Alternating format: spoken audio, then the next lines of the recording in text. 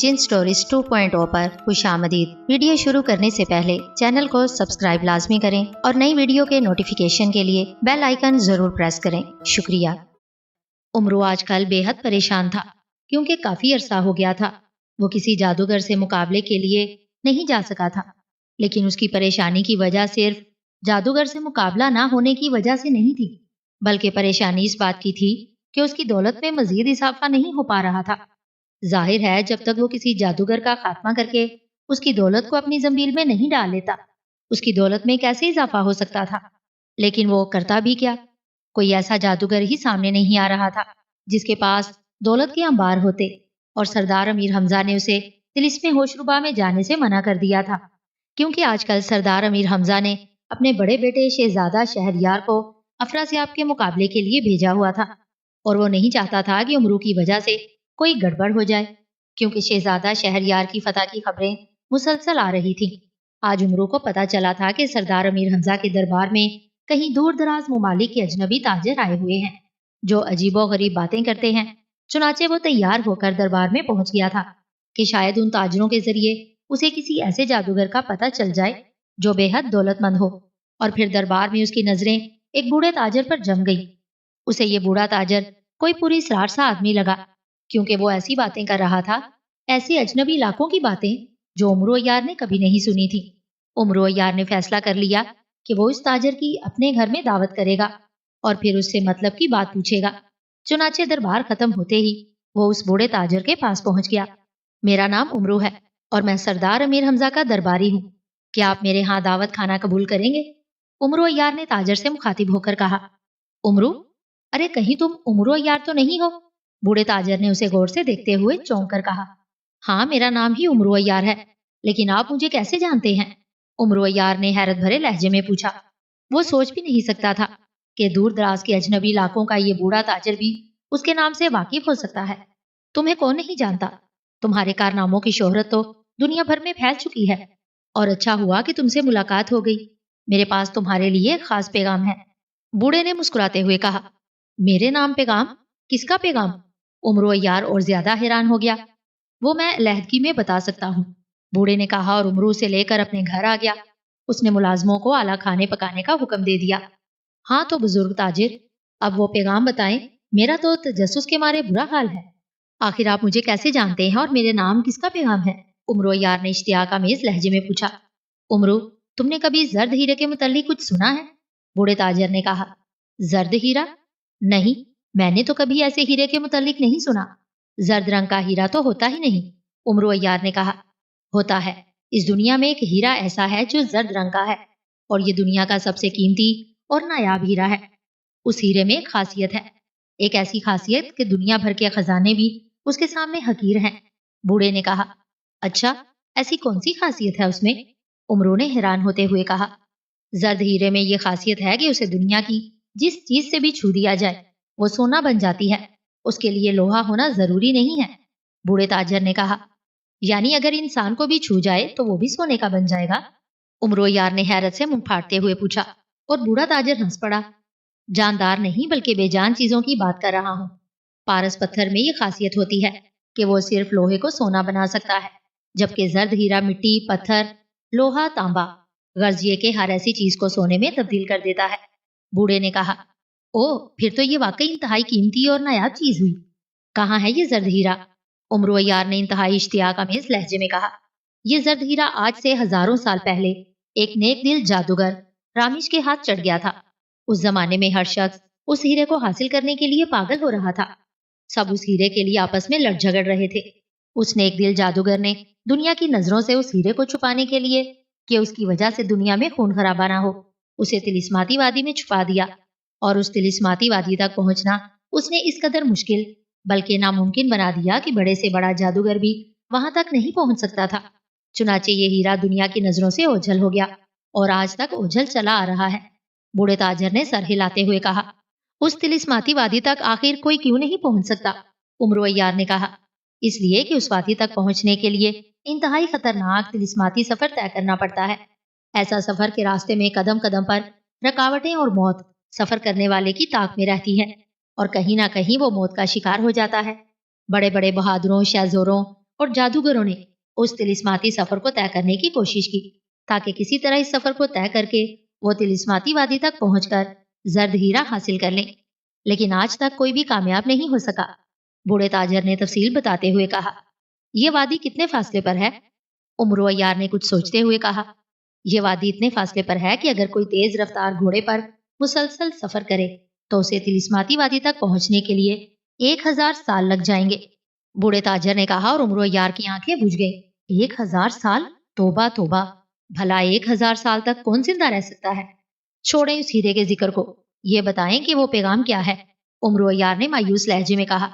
مایوس ہونے کی ضرورت نہیں، اس دنیا میں ایک ایسا شخص ہے جو اگر چاہے تو یہ سفر طے کر کے وہ ہیرا حاصل کر سکتا ہے، لیکن اس شخص کو اس ہیرے سے کوئی دلچسپی نہیں، کیونکہ وہ آنکھوں سے اندھا ہے اور دولت سے نفرت کرتا ہے۔ البتہ وہ تلسماتی وادی میں موجود ایک اور چیز حاصل کرنے کا خواہش مند ہے، اور وہ ہے تلسماتی پھول جو اس وادی کے عین درمیان میں لگے ہوئے پودے پر کھلتا ہے۔ بوڑھے تاجر نے کہا، اس تلسماتی پھول میں ایسی کون سی خاصیت ہے کہ وہ شخص زرد ہیرے جیسی چیز کو چھوڑ کر وہ پھول حاصل کرنا چاہتا ہے؟ عمرو نے حیرت بھرے لہجے میں کہا، اس پھول میں یہ خاصیت ہے کہ اگر پیدائشی اندھے کی آنکھوں سے بھی وہ پھول لگا دیا جائے تو وہ بھی دیکھنے لگ جاتا ہے، اور چونکہ وہ شخص آنکھوں سے اندھا ہے اور دنیا میں اس کی آنکھوں کا سوائے اس پھول کے اور کوئی علاج نہیں ہے، اس لیے یہ پھول حاصل کرنا چاہتا ہے تاکہ اس کی آنکھیں ٹھیک ہو جائیں۔ اس کے کہنے کے مطابق آنکھوں کا نور ہزاروں زرد ہیروں سے زیادہ قیمتی ہے۔ بوڑھے تاجر نے جواب دیتے ہوئے کہا، مگر آپ ابھی تو کہہ رہے تھے کہ وہ شخص اگر چاہے تو یہ سفر طے کر کے یہ ہیرا حاصل کر سکتا ہے، پھر وہ ایسا کیوں نہیں کرتا؟ جا کر زرد ہیرا بھی حاصل کر لے اور وہ پھول بھی۔ عمر عیار نے منہ بنا کر کہا، اس لیے کہ وہ نابینا ہے، اگر اس کی آنکھیں ٹھیک ہوتی تو پھر وہ سفر طے کر سکتا تھا، اسی لیے تو اس نے مجھے یہ پیغام دیا ہے کہ اگر عمر عیار اس تلسماتی سفر کو طے کرنے پر رضامند ہو جائے تو وہ اس کی مدد کر سکتا ہے، اس کے بدلے میں عمر زرد ہیرا حاصل کر لے اور وہ اسے وہ تلسماتی پھول لا دے۔ بوڑھے تاجر نے جواب دیا، او تو یہ بات ہے، آپ یہی پیغام لے کر آئے ہیں؟ عمر عیار نے کہا، ہاں، کیا آپ تیار ہیں؟ بوڑھے تاجر نے کہا، لیکن پہلے مجھے یہ بتائیں کہ میرے متعلق اس شخص نے کہاں سے سنا ہے؟ عمر عیار نے کہا، وہ دراصل اسی نیک دل جادوگر کی اولاد میں سے ہے جس نے وہ ہیرا تلسماتی وادی میں چھپایا ہے۔ وہ خود بھی انتہائی نیک دل ہے اور جادوگر ہونے کے باوجود کسی کو تنگ نہیں کرتا بلکہ ہر ایک کی مدد کرتا ہے۔ اسے معلوم ہوتا رہتا ہے کہ عمر عیار شیطانی صفت اور ظالم جادوگروں کا خاتمہ کر دیتا ہے۔ چنانچہ اس بار جب میں نے اسے بتایا کہ میں سردار امیر حمزہ کے دربار میں جا رہا ہوں تو اس نے مجھے پیغام دیا کہ اگر عمر عیار تیار ہو جائے تو وہ اس کی مدد کرنے کے لیے تیار ہے۔ بوڑھے تاجر نے کہا، لیکن وہ تو نابینا ہے، وہ میری کیا مدد کر سکتا ہے؟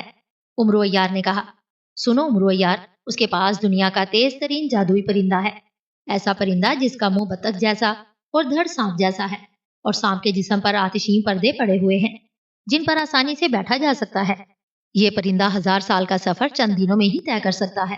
اگر تم تیار ہو جاؤ تو یہ پرندہ وہ تمہارے حوالے کر سکتا ہے، اور اس پرندے کی مدد سے 1000 سال کا سفر چند دنوں میں طے کر کے تم تلسماتی وادی میں پہنچ سکتے ہو اور واپس آ سکتے ہو۔ بوڑھے تاجر نے کہا، اور وہ راستے کی رکاوٹیں جن کے متعلق تم پہلے بات کر رہے تھے؟ عمر عیار نے کہا، ان سے نمٹنا تمہارا اپنا کام ہے، آخر تم دنیا کے سب سے بڑے عیار ہو، کیا تم ان رکاوٹوں اور جادوئی خطروں سے اپنے آپ کو نہیں بچا سکتے؟ بوڑھے تاجر نے کہا، کیوں نہیں بچا سکتا؟ عمر عیار کا مقابلہ کون کر سکتا ہے؟ میں تو بس 1000 سال کے سفر کا سن کر مایوس ہو گیا تھا، اب اگر اس پرندے کی مدد سے یہ سفر جلد طے ہو سکتا ہے تو پھر میں یہ ہیرا ضرور حاصل کروں گا۔ اس ہیرے کو حاصل کرنے کے بعد تو دولت مندی میں میرا ساری دنیا کے لوگ مل کر بھی مقابلہ نہیں کر سکیں گے، میں تو پہاڑ کے پہاڑ سونے کے بنا سکوں گا۔ عمر عیار نے پرجوش لہجے میں کہا، اگر تم تیار ہو تو پھر اپنی تیاری کر لو، ہم کل سردار امیر حمزہ سے اجازت لے کر واپس جا رہے ہیں، تم ہمارے قافلے کے ساتھ جانا۔ تاجر نے کہا، لیکن تم نے جانا کہاں ہے اور اب تک تم نے اس نابینا شخص کا تعارف بھی نہیں کروایا جو مجھے اس سفر پر بھیجنا چاہتا ہے۔ عمر عیار نے کہا، ہمارا تعلق ملک روم کے سرخ پہاڑی سلسلے سے ہے، اس پہاڑی سلسلے کے اندر ہماری بستی ہے، یہ بستی ایسی ہے جہاں کوئی اجنبی آدمی داخل نہیں ہو سکتا، اور وہ نابینا شخص ہمارے بادشاہ اور اس بستی کا سردار رحمت بابا ہے۔ تاجر نے جواب دیا، رحمت بابا، کیا وہ جادوگر ہے؟ عمر عیار نے پوچھا، وہ جادوگر نہیں ہے بلکہ اس کے آباء و اجداد جادوگر تھے، وہ تو انتہائی نیک دل آدمی ہے، اور یہ بھی سن لو کہ پوری بستی کے لوگ اس کی بے حد عزت اور احترام کرتے ہیں، تم شاید پہلے شخص ہو جو اس بستی میں باہر سے جاؤ گے، تاجر نے کہا۔ آخر تم وہاں علیحدہ کیوں رہتے ہو؟ اس کی کوئی وجہ؟ عمرو عیار نے کہا، ہاں ہم وہاں انتہائی عیش و آرام اور سکون سے رہتے ہیں، نہ کوئی لڑائی نہ کوئی جھگڑا، ہر شخص مطمئن اور خوشحال ہے۔ ہم نہیں چاہتے کہ اجنبی افراد آ کر وہاں کا ماحول خراب کریں۔ تاجر نے جواب دیا، تو تم نے اس بستی کو کیسے چھپا رکھا ہے؟ کیا اس کے گرد دیواریں بلند کر رکھی ہیں؟ عمرو عیار نے پوچھا۔ ایسی کوئی بات نہیں، دراصل وہ بستی سرخ پہاڑوں کے عین درمیان میں ہے، اور یہ پہاڑ اس قدر خطرناک اور دشوار گزار ہیں کہ انہیں بڑے سے بڑا بہادر بھی عبور نہیں کر سکتا، اور اس بستی تک جانے کے لیے ایک خفیہ راستہ ہے جسے صرف بستی کے لوگ ہی جانتے ہیں اور استعمال کرتے ہیں۔ تاجر نے جواب دیا، وہ بطخ کے منہ والا پرندہ کیا رحمت بابا کے پاس رہتا ہے؟ عمرو نے چند لمحے خاموش رہنے کے بعد پوچھا۔ ہاں، وہ ان کے آباؤ اجداد سے ان کے پاس چلا آ رہا ہے، وہ مردہ پڑا رہتا ہے، جب رحمت بابا چاہتے ہیں اسے زندہ کر لیتے ہیں، تاجر نے کہا، اور عمرو یار نے سر ہلا دیا۔ تو پھر تیاری کروں؟ عمرو نے کہا۔ بالکل، میں کل جاتے وقت آپ کو ساتھ لے لوں گا، 1 ہفتے کا سفر ہے، اس کے بعد ہم رحمت بابا کے پاس پہنچ جائیں گے، تاجر نے اٹھتے ہوئے کہا۔ باتوں کے دوران چونکہ وہ کھانا بھی کھاتے رہے تھے، اس لیے تاجر اب کھانے سے بھی فارغ ہو چکا تھا، اور اس کے بعد وہ عمرو یار سے مصافحہ کر کے اور اسے پوری طرح تیار رہنے کا کہہ کر اپنے خیموں کی طرف واپس چلا گیا۔ عمرو یار دل ہی دل میں بے حد خوش تھا کہ آخر کار اسے ایک ایسی چیز مل ہی جائے گی جس کے بعد دولت اس کے لیے کوئی مسئلہ ہی نہیں رہے گا۔ وہ جسے چاہے گا زرد ہیرے کی مدد سے سونے میں تبدیل کر دے گا۔ اپنا محل، اپنے محل کا سامان، کھانے پینے کے برتن، سب کچھ سونے میں بدل دے گا، لیکن اسے یہ معلوم نہیں تھا کہ زرد ہیرا اتنی آسانی سے اگر مل جایا کرتا تو پھر دنیا کا ہر شخص سارے کام چھوڑ کر زرد ہیرے کو ہی تلاش کرتا رہتا۔ عمرو یار، تم بے حد عیار آدمی ہو، اور تم نے آج تک بڑے بڑے جادوگروں کا خاتمہ کر دیا ہے، لیکن طلسماتی وادی تک پہنچنے کا سفر اس قدر خطرناک اور خوفناک ہے کہ تم اس کا تصور بھی نہیں کر سکتے۔ اس طلسماتی سفر میں ہر قدم پر موت موجود ہے، کسی بھی وقت تمہاری تھوڑی سی غلطی کی وجہ سے موت تمہیں دبوچ سکتی ہے۔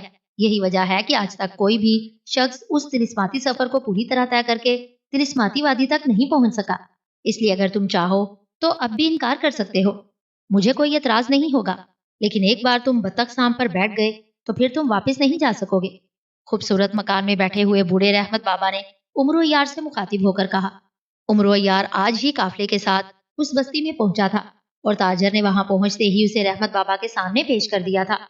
عمرو کسی رکاوٹ اور خطرے سے نہیں ڈرتا رحمت بابا، اور تم بے فکر رہو، ناکامی کا لفظ میں نے سیکھا ہی نہیں، میں انشاءاللہ کامیاب لوٹوں گا، عمرو یار نے بڑے بااعتماد لہجے میں جواب دیا۔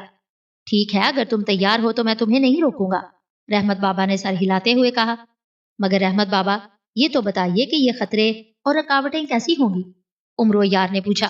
اس کے متعلق کسی کو بھی معلوم نہیں۔ دراصل میرے جس بزرگ نے اس زرد ہیرے کو طلسماتی وادی میں چھپایا تھا وہ بہت بڑے جادوگر تھے، سامری جادوگر سے بھی بڑے۔ انہوں نے اس طلسماتی سفر کو اس طرح قائم کیا کہ اس میں ہر لمحے نئے نئے خطرات بن جاتے ہیں، ایسے خطرات جو شاید پہلے کبھی نہیں بنے ہوں۔ مطلب یہ کہ ہر لمحے نئے خطرات، مثال کے طور پر کوئی خوفناک پرندہ جھپٹ سکتا ہے، آسمانی بجلی گر سکتی ہے، کوئی جادوگر حملہ کر سکتا ہے، وغیرہ وغیرہ، رحمت بابا نے جواب دیا۔ او تو یہ بات ہے، ٹھیک ہے، میں سب سے نمٹ لوں گا، آپ وہ پرندہ منگوا لیں، عمرو یار نے سر ہلاتے ہوئے کہا۔ وہ بھی آ جاتا ہے۔ ایک بات اور بتا دوں، اگر تم طلسماتی وادی میں پہنچ بھی گئے تو وہاں جو مخلوق رہتی ہے وہ تمہارا بہت مقابلہ کرے گی، وہ تمہیں آسانی سے زرد ہیرا اور پھول حاصل نہیں کرنے دے گی، اس لیے تم پوری طرح محتاط رہنا، رحمت بابا نے کہا۔ ٹھیک ہے، میں دیکھ لوں گا اس مخلوق کو بھی، عمرو یار نے ڈرے بغیر کہا۔ اس کے ذہن پر تو ہیرا سوار تھا، اور پھر رحمت بابا نے ایک آدمی کو بلا کر اسے بطخ سام پرندہ لانے کے لیے کہا۔ چند لمحوں کے بعد وہ آدمی ہاتھ میں ایک سانپ سا اٹھا کر لے آیا۔ یہ سانپ ایسا تھا جیسے بچوں کے لیے سانپ نما کھلونے بنائے جاتے ہیں، اس کا منہ بطخ جیسا تھا جس کے ساتھ سرخ رنگ کی ایک رسی بندھی ہوئی تھی۔ یہ مجھے لے جائے گا؟ اس میں تو جان ہی نہیں، عمرو یار نے حیران ہوتے ہوئے کہا۔ یہ ابھی زندہ ہو جائے گا۔ اب میں تمہیں اس رسی کے متعلق بھی بتا دوں، یہ پرندہ سیدھا اڑتا ہے، واپس نہیں آ سکتا، اور ایک بار اس پر بیٹھنے کے بعد تم طلسماتی وادی میں پہنچنے سے پہلے اس پر سے زندہ نہیں اتر سکتے، البتہ تمہاری لاش آسانی سے گر پڑے گی۔ اب تم پوچھو گے کہ اس رسی کا کیا فائدہ ہے، تو اس رسی کی مدد سے تم اس بطخ نما سانپ پرندے کو، جسے ہم سب سانپ پرندہ ہی کہتے ہیں، دائیں بائیں موڑ سکتے ہو، اوپر نیچے کر سکو گے، اور بس، رحمت بابا نے مزید تفصیل بتاتے ہوئے کہا۔ لیکن اس کا کیا فائدہ ہوگا؟ عمرو یار نے منہ بناتے ہوئے کہا۔ فائدہ یہ ہو سکتا ہے کہ راستے میں آگ کی بلند دیوار آ جائے تو تم اس رسی کی مدد سے اور اونچا اٹھا کر آسانی سے دیوار پار کر سکتے ہو۔ اوپر سے کوئی تم پر حملہ کرے تو تم اسے نیچے لا سکتے ہو۔ بائیں طرف سے حملہ ہو تو اس کا رخ دائیں طرف موڑ سکتے ہو۔ یہ کیا کم فائدہ ہے؟ رحمت بابا نے مسکراتے ہوئے جواب دیا۔ ٹھیک ہے، میں سمجھ گیا، اب تم اسے زندہ کرو تاکہ میں طلسماتی سفر پر روانہ ہو سکوں۔ عمرو یار نے بے چین سے لہجے میں کہا۔ ایک بار پھر سوچ لو، اب بھی وقت ہے، تم اس ارادے کو چھوڑ کر واپس جا سکتے ہو۔ رحمت بابا نے کہا۔ بابا، آپ نے صرف عمرو یار کا نام ہی سنا ہے، اس کے کارنامے نہیں دیکھے۔ آپ دیکھنا کہ میں زرد ہیرا بھی لے آؤں گا، عمرو یار نے بڑے بااعتماد لہجے میں جواب دیا۔ صرف زرد ہیرا ہی نہیں بلکہ طلسماتی پھول بھی تمہیں اپنے ساتھ لے کر آنا پڑے گا۔ اگر تم صرف زرد ہیرا لے کر واپس لوٹے تو پھر یہ سانپ پرندہ بے جان ہی رہے گا اور تم کبھی بھی اس دنیا میں واپس نہیں آ سکو گے۔ واپسی کے سفر میں اس پرندے میں جان صرف اسی وقت آئے گی جب وہ طلسماتی پھول تمہارے پاس موجود ہوگا۔ رحمت بابا نے کہا۔ ٹھیک ہے، میں سمجھ گیا، لیکن تم نے اب تک اس طلسماتی پھول کی کوئی نشانی نہیں بتائی۔ وہاں نہ جانے کتنے پھول ہوں گے، اب میں کیسے ان میں سے طلسماتی پھول تلاش کروں گا؟ عمرو یار نے اچانک ایک خیال آتے ہی پوچھا۔ ہاں، یہ بھی سن لو، اس کی بظاہر کوئی نشانی نہیں، لیکن مخلوق شہزادی اسے پہچانتی ہے۔ اگر تم مخلوق شہزادی کو کسی طرح بھی رضامند کر لو تو وہ تمہیں وہ پھول دے سکتی ہے، ورنہ نہیں۔ رحمت بابا نے کہا۔ مخلوق شہزادی؟ وہ کیا بلا ہے؟ کوئی جادوگرنی ہے؟ عمرو یار نے حیران ہوتے ہوئے پوچھا۔ جادوگرنی نہیں، وہ اس طلسماتی وادی میں رہنے والی حیرت انگیز مخلوق ہے، اور مخلوق شہزادی اس مخلوق کی ملکہ ہے۔ رحمت بابا نے کہا۔ ملکہ ہے؟ پھر تو اس کے پاس اپنا خزانہ بھی ہوگا۔ عمرو یار نے اپنی لالچی طبیعت سے مجبور ہوتے ہوئے کہا۔ زرد ہیرے کے بعد تمہیں بھلا خزانے کی کیا ضرورت ہوگی؟ پھر تو تم پہاڑوں کو بھی سونے میں بدل سکتے ہو۔ رحمت بابا نے کہا اور عمرو یار نے سر ہلا دیا۔ اچھا بابا، آپ نے طلسماتی پھول کے متعلق تو بتا دیا کہ وہ مخلوق شہزادی دے گی، مگر زرد ہیرے کے متعلق نہیں بتایا کہ وہ کہاں ملے گا۔ عمرو یار نے کہا۔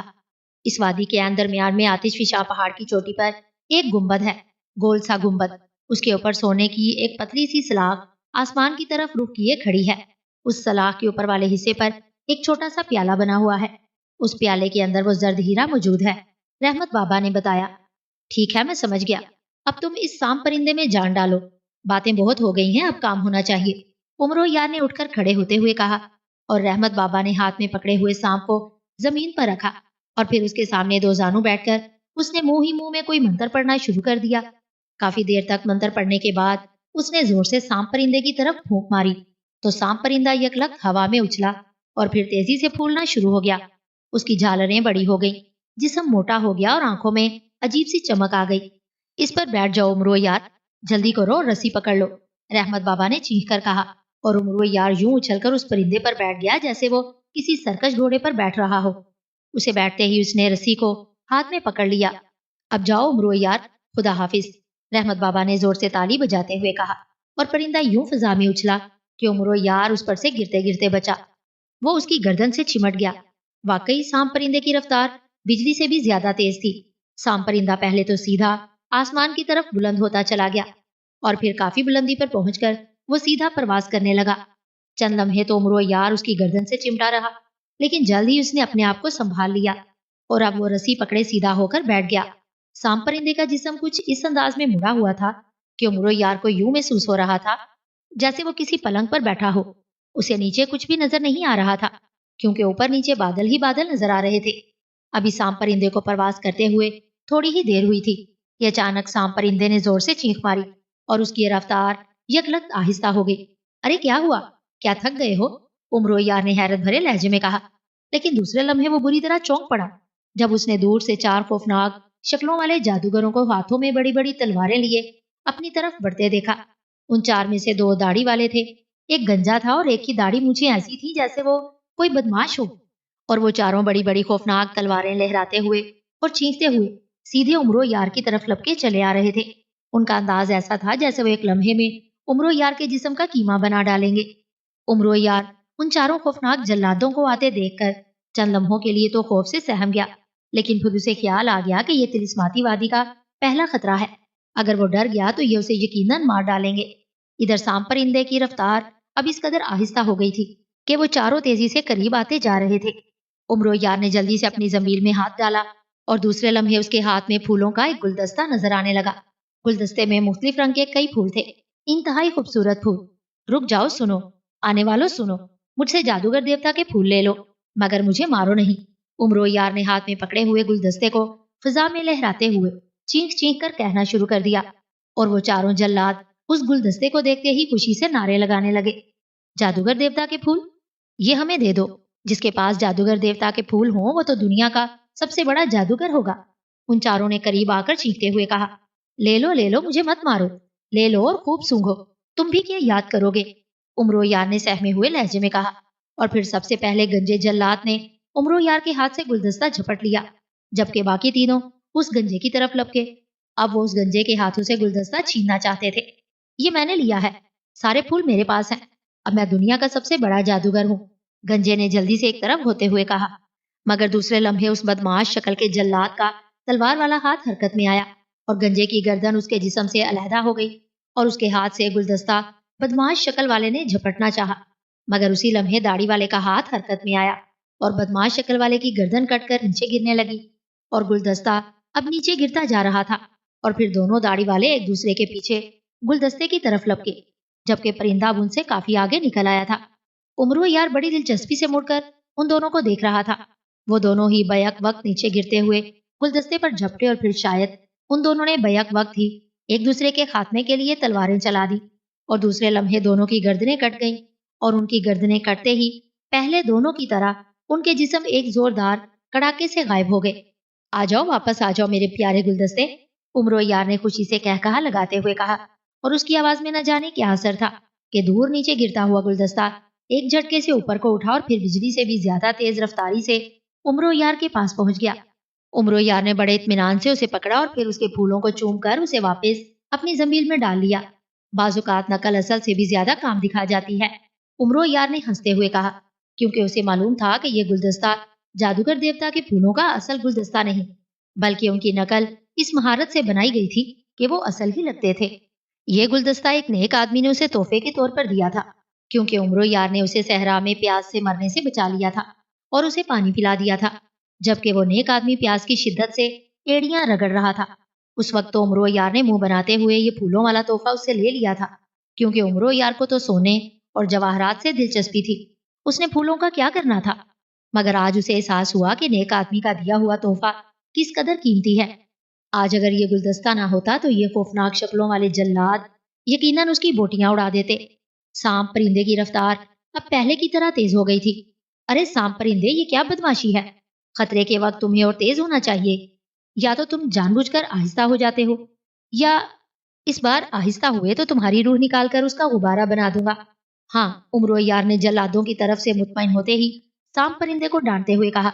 उसी लम्हे सांप परिंदे ने एक बार फिर जोरदार चीख मारी, और उसकी रफ्तार दोबारा आहिस्ता हो गई।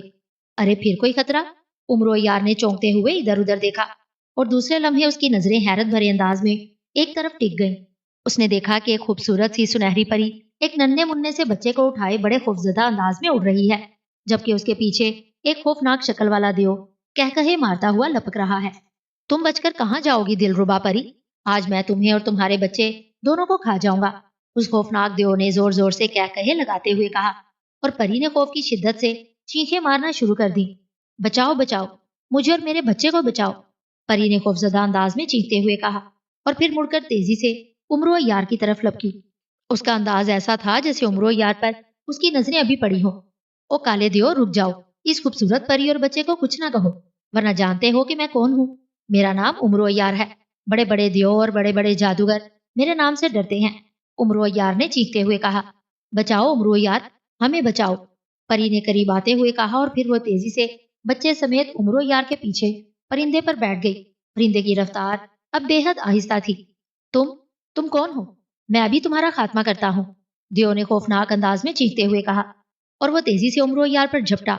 उमरो यार ने यकलक परिंदे की रस्सी खींचकर उसे नीचे किया, और दियो अपने ही जोर में उसके ऊपर से गुजरता चला गया, और फिर उससे पहले कि उमरो यार परिंदे को ऊपर उठाता, उसके पीछे बैठी हुई परी ने अचानक हाथों में पकड़े हुए बच्चे को उठाकर उमरो यार के कांधों पर बिठा दिया। बच्चा जैसे ही उमरो यार के कांधों पर बैठा, उसकी टांगें लंबी होती गईं, और उसने उमरो यार की गर्दन दोनों टांगों से दबाना शुरू कर दी। उसकी गिरफ्त इस कदर सख्त थी कि उमरो यार का सांस रुकने लगा। अरे अरे, तुम बच्चे हो या शैतान, उमरो यार ने बेख्तियार اپنی گردن چھڑانے کی کوشش کرتے ہوئے کہا۔ لیکن اس بچے میں نہ جانے کتنی طاقت تھی کہ اس کی گریف لمحہ بہ لمحہ سخت ہوتی جا رہی تھی۔ ادھر دیو تیزی سے واپس پلٹا اور ایک بار پھر عمرو یار پر جھپٹا۔ عمرو یار اب دونوں طرف سے پھنس گیا تھا۔ ادھر وہ لمبی ٹانگوں والا بچہ اس کی گردن مسلسل دبائے چلا جا رہا تھا، ادھر وہ دیو خوفناک انداز میں اسے مار ڈالنے کے لیے جھپٹ رہا تھا۔ عمرو یار کو اور تو کچھ نہ سوجا۔ اس نے انتہائی پھرتی سے زنبیل سے اترے بے ہوش نکال کر اس کا ڈھکن کھولا اور کندھوں پر بیٹھے ہوئے بچے کی ناک سے لگا دیا۔ اترے بے ہوش جیسے ہی بچے کی ناک سے لگا، بچہ چیختا ہوا اس کے کندھے سے اترا اور پھر کلا بازیاں کھاتا ہوا نیچے گرنے لگا۔ ارے میرا بچہ، ارے میرا بچہ، تم نے میرے بچے کو مار ڈالا، اس کے پیچھے بیٹھی ہوئی پری نے یکلگ چیختے ہوئے کہا، اور وہ بری طرح عمرو یار کو نوچنے کاٹنے لگی۔ عمرو یار جو اب اترے بے ہوش کی شیشی بند کر رہا تھا، اس کے نوچنے کاٹنے سے بچنے کے لیے تیزی سے مڑا اور اس اچانک مڑنے کی وجہ سے شیشی کا منہ پری کی ناک سے ٹکرایا اور دوسرے لمحے پری بھی بچے کی طرح چیختی ہوئی پرندے سے نیچے گری اور کلا بازیاں کھاتی ہوئی نیچے گرنے لگی۔ دیو جو عمرو یار کے اوپر ہوا میں اڑ کر یہ تماشا دیکھ رہا تھا، ان دونوں کے نیچے گرتے ہی ایک بار پھر چیختا ہوا اس پر جھپٹا، لیکن اسی لمحے پرندے کی رفتار یکلخت ایک جھٹکے سے تیز ہو گئی اور پرندہ عمرو یار کو لیے آگے نکل گیا، جبکہ دیو اپنے ہی زور میں نیچے غوطہ کھا کر گرتا گیا۔ عمرو یار نے جلدی سے شیشی بند کر کے زنبیل میں ڈالی اور پھر اس میں سے تلوار داؤدی نکال لی۔ اس تلوار میں یہ خصوصیت تھی کہ یہ طاقتور سے طاقتور دیو کی گردن اس طرح کاٹ دیتی تھی جیسے تیز چھری سے کوئی نرم پھل کاٹ دیا جاتا ہے۔ ادھر دیو نیچے غوطہ لگاتے ہی تیزی سے واپس پلٹا۔ اس بار اس کا انداز بے حد وحشیانہ تھا، لیکن پھر وہ جیسے ہی عمرو یار کے قریب آیا، عمرو یار نے بڑی پھرتی سے تلوار گھمائی اور دیو تلوار کی زد سے بچ گیا۔ البتہ اس کے دائیں ہاتھ کی انگلیاں تلوار کی زد میں آ کر کٹ کر اس کے جسم سے علیحدہ ہو گئی۔ انگلیوں کے کٹتے ہی دیو نے ایک زوردار چیخ ماری اور پھر ایک زوردار کڑاکے کے ساتھ ہی دیو نیچے گرتا ہوا بچہ اور پری سب غائب ہو گئے۔ ان سب کے غائب ہوتے ہی سانپ پرندے نے زور سے ایک کلکاری ماری جیسے خوشی سے ہنس رہا ہو۔ واہ واہ عمرو یار، تم نے تو کمال کر دیا۔ یہ دوسرا خطرہ تھا، انتہائی خطرناک۔ اس پری اور بچے سے جان چھڑانے کا ایک ہی طریقہ تھا کہ انہیں بے ہوش کر دیا جاتا، اور اس خوفناک دیو کی موت اس کے دائیں ہاتھ کی انگلیوں میں تھی۔ پرندے کے منہ سے انسانی آواز برآمد ہوئی، ارے تم تو انسانوں کی طرح بول رہے ہو، پہلے تو تم خاموش رہے تھے۔ عمرو یار نے حیرت بھرے انداز میں پرندے کو دیکھتے ہوئے کہا، دوسرے خطرے کے خاتمے کے بعد ہی میں بول سکتا تھا، اس سے پہلے مجھے بولنے کی اجازت نہیں تھی۔ پرندے نے جواب دیا، اچھا اب یہ بتاؤ کہ باقی کتنے خطرے رہ گئے ہیں اور کون کون سے؟ عمرو یار نے سانپ پرندے کے بولنے پر خوش ہوتے ہوئے پوچھا۔ 6 خطرے اور رہ گئے ہیں عمرو یار، کل 8 خطرے ہو سکتے ہیں، جن میں سے 2 کا خاتمہ تم نے کر دیا ہے، اور کون کون سے خطرے کا جواب مجھے معلوم نہیں، یہ جب کوئی خطرہ سامنے آئے گا تبھی پتا چلے گا۔ سانپ پرندے نے جواب دیا، واہ تم کیسے سانپ پرندے ہو کہ تمہیں پہلے سے پتا نہیں چلتا؟ عمرو یار نے برا سا منہ بناتے ہوئے کہا، خطرہ، تیسرا خطرہ، اچانک پرندے نے چیختے ہوئے کہا، اور عمرو یار نے ایک بار پھر چونک کر ادھر ادھر دیکھا۔ اسے اور تو کوئی خطرہ آس پاس نظر نہیں آیا، البتہ اسے دور سیاہ رنگ کا ایک بڑا سا بادل تیزی سے اپنی طرف آتا دکھائی دیا۔ اب بادل بھی خطرہ بننے لگے ہیں۔ عمرو یار نے منہ بناتے ہوئے کہا، خطرہ، خوفناک خطرہ، ہوشیار، سانپ پرندے نے ایک بار پھر چیختے ہوئے کہا۔ اس کی رفتار حسب معمول خطرے کے وقت ایک بار پھر آہستہ ہو گئی تھی۔ عمرو یار اب غور سے بادل کی طرف دیکھ رہا تھا جو اب خاصا نزدیک آ گیا تھا، اور پھر عمرو یار بھی بے اختیار چیخ پڑا، کیونکہ جسے وہ بادل سمجھ رہا تھا وہ دراصل سیاہ رنگ کے چھوٹے چھوٹے لیکن انتہائی تیز رفتار پرندوں کا گھول تھا، جن کی سوئی کی طرح باریک چونچیں اب صاف نظر آنے لگی تھی۔ ارے خدا کی پناہ، یہ تو انتہائی خطرناک پرندے ہیں۔ عمرو یار نے خوفزدہ ہو کر پرندے کی پوچھ سے چمٹتے ہوئے کہا۔ اب پرندوں کا گول خاصا نزدیک آ گیا تھا اور عمرو یار کو ان سے بچنے کی کوئی صورت نظر نہیں آ رہی تھی۔ یہ اچانک اسے ایک خیال آیا اور اس نے پھرتی سے زمین میں ہاتھ ڈالا اور چادر سلیمانی باہر نکال کر اسے اپنے اوپر اوڑھ لیا۔ تیز رفتار پرندوں کا بادل اب اس کے سر پر پہنچ چکا تھا۔ جیسے ہی عمرو یار نے چادر سلیمانی اپنے جسم کے گرد لپیٹی، چھوٹے مگر تیز رفتار پرندوں کا پورا گول اس پر جھپٹ پڑا۔ ان کی باریک مگر تیز چونچیں عمرو یار کو اپنے جسم میں سوئیوں کی طرح چبھتی ہوئی محسوس ہوئی، اور اسے یوں معلوم ہوا جیسے اس کے جسم میں ہزاروں گرم سلاخیں اتار دی گئی ہوں۔ وہ چادر لپیٹے بری طرح پرندے کی پوچھ سے چمٹا ہوا تھا۔ پرندے تیزی سے نیچے ہوتے گئے اور پھر اس کے نیچے بادل سا بن گیا۔ چادر سلیمانی لپیٹنے کا بھی اسے کوئی فائدہ نہیں ہوا تھا، اور اسے یقین تھا کہ اگر دوسری بار چونچیں اس کے جسم میں اتری تو اس کا جسم چھلنی ہو کر رہ جائے گا۔ گھول تیزی سے اوپر کی طرف اٹھ رہا تھا اور عمرو یار کی جان پر بنی جا رہی تھی۔ उसे कोई हल समझ में ही नहीं आ रहा था। उसने बेख्याली में जंबील में हाथ डाला और फिर उसके हाथ में आंख फेंकने वाली नलकी आ गई। ये नलकी उसने एक नेक आदमी से हासिल की थी, जिसकी जान उसने एक खौफनाक सांप से बचाई थी। नलकी हाथ में आते ही उमरो यार ने उसे मुंह से लगाया और जोर से फूंक मार दी। उसने जैसे ही फूंक मारी, नलकी के सिरे से आग का एक गोला सा निकला और सांप परिंदे के गिर्द फैलता गया। परिंदे उस वक्त तक सांप परिंदे के करीब पहुंच चुके थे, लेकिन आग का गोला फैलते ही परिंदे चीख चीख कर दूर भागने लगे। उनमें से बेशुमार आग में जलकर नीचे गिरने लगे। उमरो यार मुसलसल नलकी में फूंके मारता रहा और उस पर झपटने वाले परिंदे आग के गोले में जलकर गिरते रहे। अब उनकी तादाद बेहद कम हो गई थी, लेकिन जो भी बाकी बचे थे वो दूर हटने की बजाय बार बार हमला कर रहे थे। लेकिन उमरो यार चूंकि नलकी में मुसलसल फूंके मारे चला जा रहा था, इसलिए सांप परिंदे और उसके गिर्द फैला हुआ आग का गोला भी कायम था। ये आग भी अजीब थी कि उमरो यार और सांप परिंदे पर तो आग का कोई असर नहीं हो रहा था। अलबत्ता वो छोटे परिंदे मुसलसल जल जल कर नीचे गिर रहे थे और फिर थोड़ी ही देर बाद एक एक करके तमाम छोटे परिंदे हलाक हो गए और उमरो यार ने एक तवील सांस लेते हुए नलकी को मुंह से हटाया और उसी लम्हे उसके गिर्द मौजूद आग का गोला भी गायब हो गया। वाह वाह उमरो यार, तुम तो बेहद अक्लमंद हो। वाह, तुम्हारी अकल का क्या कहना। इन खतरनाक परिंदों का खात्मा सिर्फ इसी तरह किया जा सकता था कि उन्हें आग में जला दिया जाए। तुम वाकई उमरो यार हो, अय्यार जमा। सांप परिंदे ने खुशी से कलकारी मारते हुए कहा। अभी तुमने देखा ही क्या है सांप परिंदे, ये छोटे परिंदे भला मेरा क्या बिगाड़ सकते थे। मैं तो बड़े बड़े देवों और खौफनाक जादूगरों का पलक झपकने में खात्मा कर देता हूँ। उमरो यार ने फकर से सीना फुलाते हुए कहा और फिर नलकी को वापस जंबील में रखकर उसने चादर सुलेमानी उतारी और उसे भी जंबील में डाल दिया। 3 खतरे खत्म हो गए, 5 खतरे बाकी रह गए। सांप परिंदे ने कहा। 5 छोड़ 5000 भी हो तब भी मुझे कोई परवाह नहीं, उमरो यार ने बड़ा हाँकते हुए कहा। खतरा, चौथा खतरा, अचानक सांप परिंदे ने चीखते हुए कहा और उसके साथ ही उसकी रफ्तार हस्बे मामूल आहिस्ता हो गई और उमरो यार ने चौंक कर इधर उधर देखा, लेकिन दूर दूर तक उसे कोई चीज भी नजर नहीं आ रही थी। कहाँ है खतरा, तुम्हें उठते हुए ख्वाब तो दिखाई नहीं देते, उमरो यार ने सांप परिंदे का मजाक उड़ाते हुए कहा। खतरा, चौथा खतरा सामने देखो, सांप परिंदे ने चीखते हुए कहा और इस बार उमरो यार भी सामने देखकर चौंक पड़ा। सामने आसमान की बुलंदी पर एक तख्त सा उठता हुआ आ रहा था। उस तख्त के ऊपर कोई बैठा हुआ था। तख्त तेजी से करीब आता जा रहा था और अब उमरो यार ने देखा कि उठते हुए तख्त पर कालीन बिछा हुआ था और उस पर गांव तकिया लगाकर एक इंतहाई खूबसूरत औरत बैठी हुई थी। उसने जर्क वर्क लिबास पहन रखा था और वो किस्म किस्म के कीमती जेवरात से लदी हुई थी। उन जेवरात को देखते ही उमरो यार की लालची तबीयत जोश में आ गई।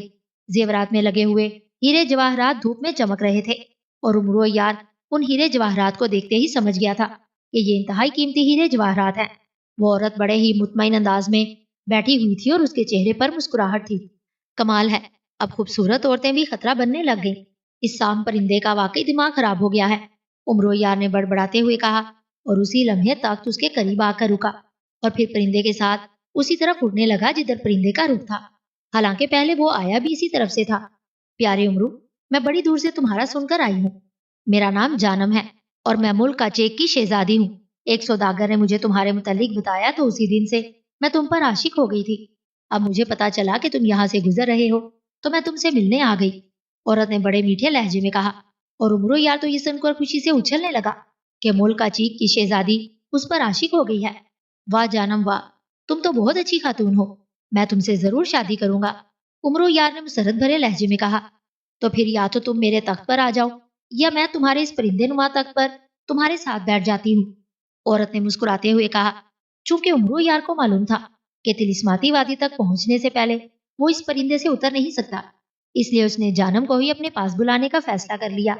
मेरे पास आ जाओ, हम इकट्ठे ही तिलिस्माती वादी जाएंगे और फिर वहां से जर्द हीरा हासिल करने के बाद इकट्ठे ही तुम्हारे मुल्क काचीक पहुंच जाएंगे। वहां हम दोनों शादी कर लेंगे। उमरो यार ने पूरा मंसूबा भी बना लिया था। ठीक है, मैं आ जाती हूँ, वैसे भी तुम्हारे पास बैठने को मेरा जी चाह रहा है, जानम ने मुस्कुराते हुए कहा और फिर वो उछलकर उमरो यार की पीठ पीछे परिंदे की पुश्त पर बैठ गई। अरे, तुम तो पीछे बैठ गई हो, अब मैं कैसे देख सकूंगा। तुम इधर मेरे सामने आ बैठो और मेरी तरफ मुंह कर लो ताकि हम आपस में बातें तो कर सकें, उमरो यार ने कहा। अच्छा अच्छा, ये भी ठीक है, औरत उछलकर दोबारा तख्त पर जा बैठी ताकि वहां से फिर कूदकर उमरो यार के सामने परिंदे की पुश्त पर बैठ सके, क्योंकि पीछे बैठे बैठे वो उमरो यार को पार करके आगे नहीं बैठ सकती थी। تخت پر پہنچتے ہی وہ اچھل کر دوبارہ پرندے کی پشت پر آ بیٹھی، لیکن اس بار وہ نہ صرف امرو یار کے سامنے بیٹھی بلکہ اس نے اپنا منہ بھی امرو یار کی طرف کیا ہوا تھا اور اس کی پشت سام پرندے کے منہ کی طرف تھی۔ امرو، خوبصورت امرو، تم واقعی بے حد خوبصورت ہو۔ اگر تم میرے گلے میں پہنا ہوا ہار اپنے گلے میں ڈال لو تو پورے شہزادے لگنے لگو گے۔ جانم نے اپنے گلے میں پڑا ہوا انتہائی قیمتی ہیرو پر مشتمل ہار اتارتے ہوئے کہا، اور امرو یار کی تو خوشی سے بانچیں کھل گئی۔ اس قدر قیمتی ہار جانم اسے خود ہی دے رہی تھی۔ ضرور ضرور، شکریہ شکریہ، امرو یار نے خوش ہوتے ہوئے کہا، اور جانم نے ہار اتار کر امرو یار کے سر کی طرف بڑھایا۔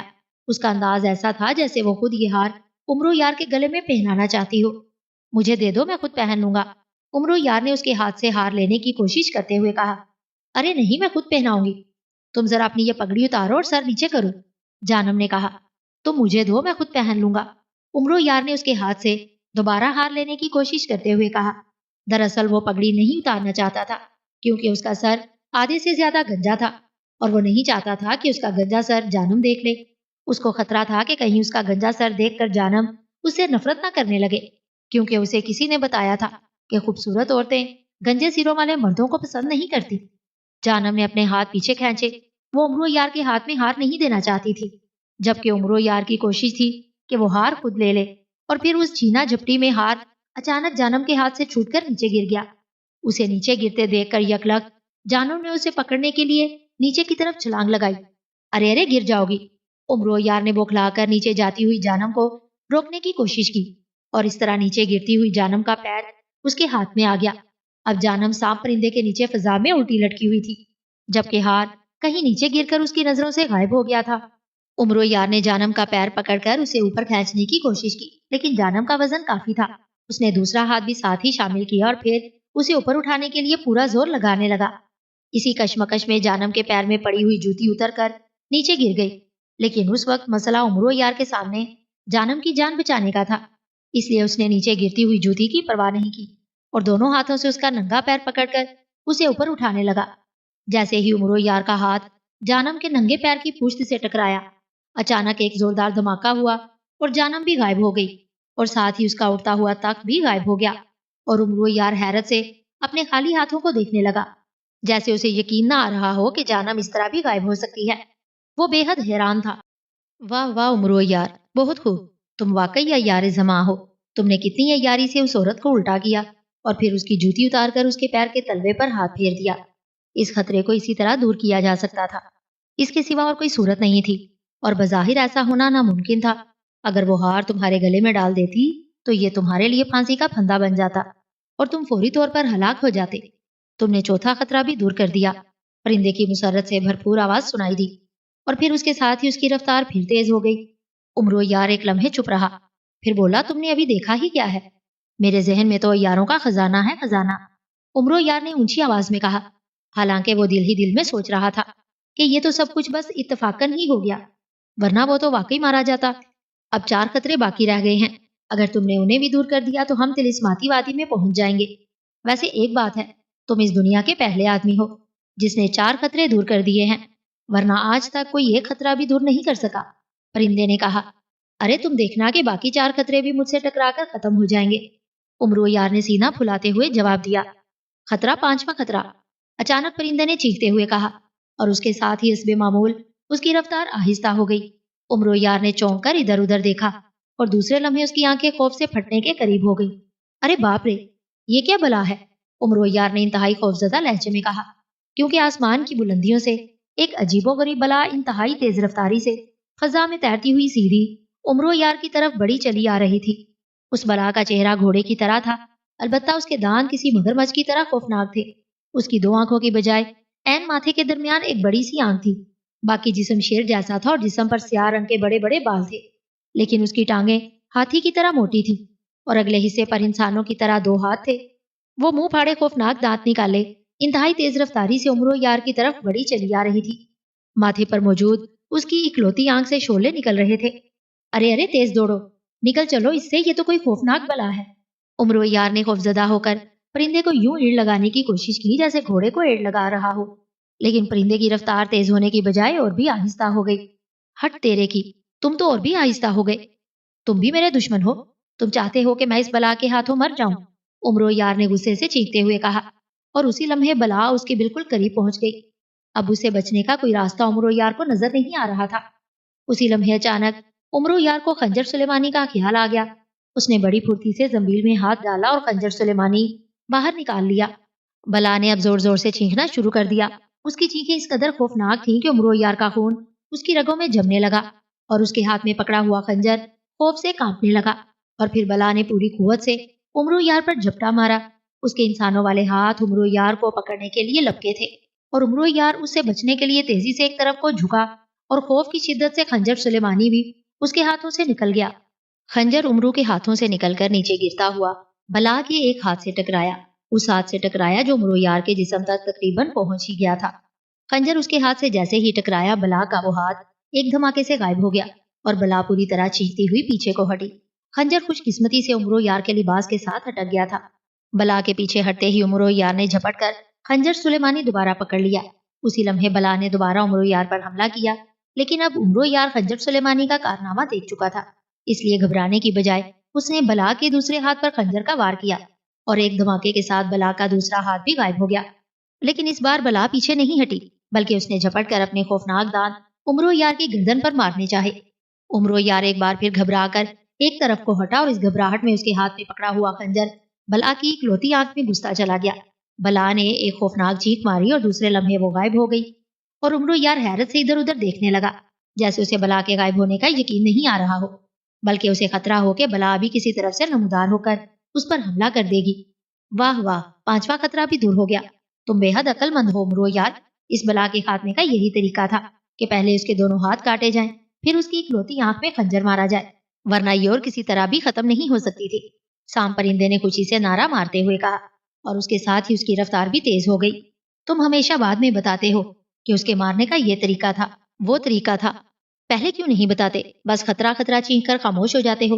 امرو یار نے اسے بے حد جھنجھلائے ہوئے لہجے میں کہا، مجھے خود بھی بعد میں پتا چلتا ہے امرو یار، ورنہ میں ضرور بتا دیتا۔ مجھے پہلے صرف اتنا پتا چلتا ہے کہ خطرہ آ رہا ہے۔ سانپ پرندے نے جواب دیا، چلو یہ بھی غنیمت ہے، اتنا تو تمہیں پتا چل جاتا ہے۔ امرو یار نے غصیلے انداز میں کہا اور خنجر سلیمانی کو دوبارہ زمین میں ڈال دیا۔ اب صرف 3 خطرے باقی رہ گئے ہیں۔ امرو یار، یہ تینوں خطرے سب سے خطرناک ہیں، سانپ پرندے نے کہا۔ خطرے ہوتے ہی خطرناک ہیں، اس لیے تو خطرے کہلاتے ہیں، احمق پرندے۔ امرو یار نے اس پر اپنی عقل کا روپ ڈالتے ہوئے جواب دیا، خطرہ، چھٹا خطرہ۔ اچانک پرندے نے ایک بار پھر چیختے ہوئے کہا اور امرو یار چونک کر ادھر ادھر دیکھنے لگا۔ اسی لمحے اسے اپنے سر پر سائیں سائیں کی تیز آوازیں سنائی دی۔ اس نے دیکھا کہ ایک سرخ رنگ کا بھونڈ اس کے سر پر چکر کاٹ رہا ہے۔ اس کے پروں کی تیز آوازوں سے سائیں سائیں کی آوازیں نکل رہی تھی۔ اب بھونڈ بھی خطرہ بننے لگ گئے۔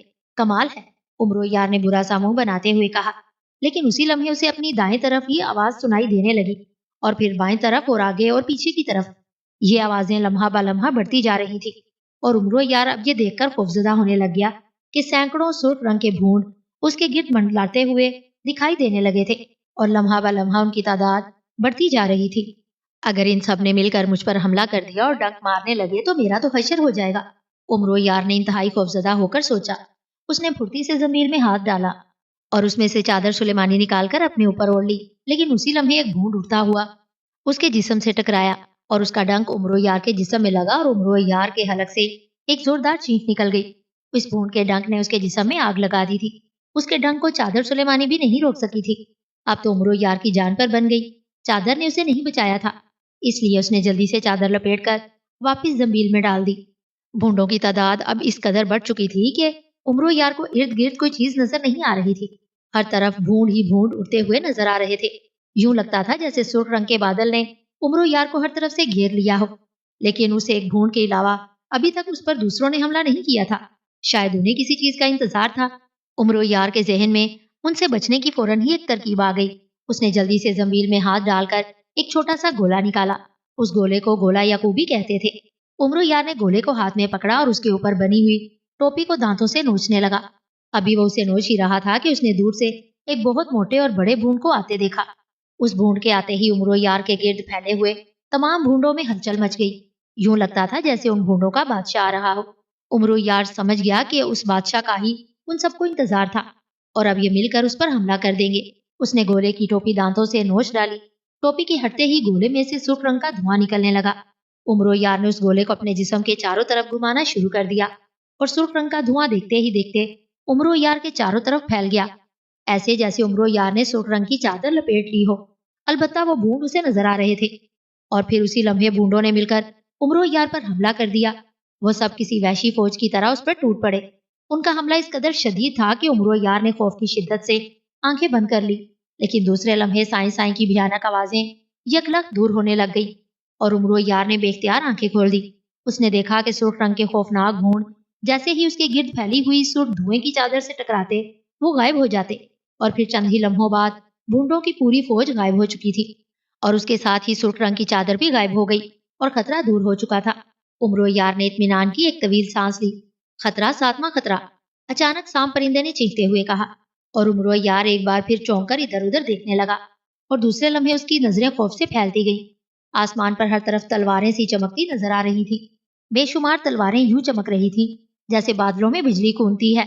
तलवारें पकड़ने वाले उसे नजर नहीं आ रहे थे, लेकिन हर तरफ चमकती तलवारें लम्हा ब लम्हा करीब आती जा रही थी।